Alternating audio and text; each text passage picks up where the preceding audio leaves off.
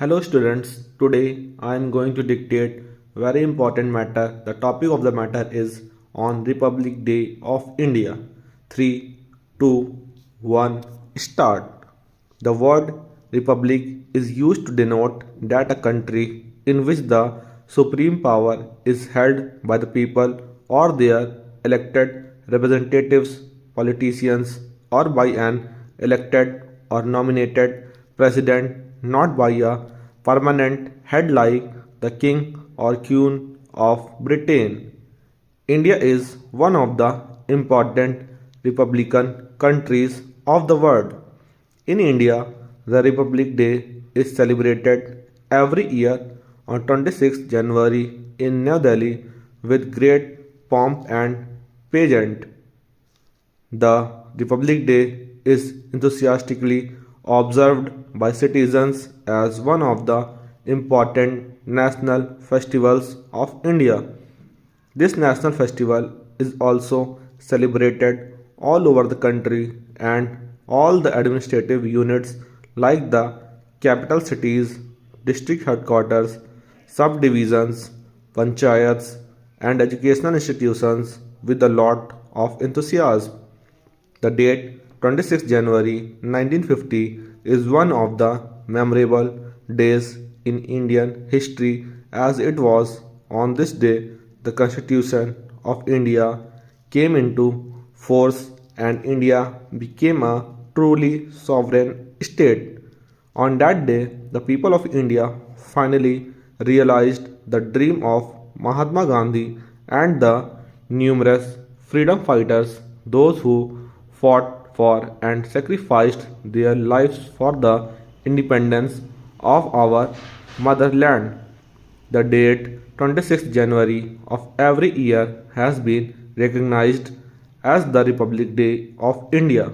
The Republic Day is a national holiday of India to mark the adoption of the Constitution of India and the transition of India from the British Dominion to a republic on 26 January 1950.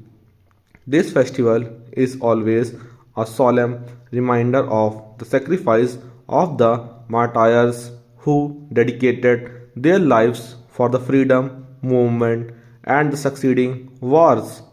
On the Republic Day, the independence pledge of nationalists is renewed. The Republic Day is without speeches. It is the only ceremony in which rhetoric is in the background and visuals are given priority. This national festival at Delhi and the state capitals revolves around the parade in which all the defense, NCC, school children, and cultural groups participate, followed by a display of tableau and folk dances. Before going to the subject, here we have to discuss briefly on the salient features of the Constitution of India for which the Republic Day is celebrated throughout the country. After a grand struggle, India achieved her long cherished freedom on 15th August 1947. The Independence Day, August 15th, is celebrated to commemorate the birth of the world's biggest democracy as a great national festival. Our freedom fighters made India free from British dominion. Thereafter, we could become the ruler of our country. India was governed by a constitution which was framed by the Britishers previously. It was the Lahore session of the Indian National Congress at midnight of 31st December 1929. The Congress President Jawaharlal Nehru announced the Congress policy that complete independence was the goal of India.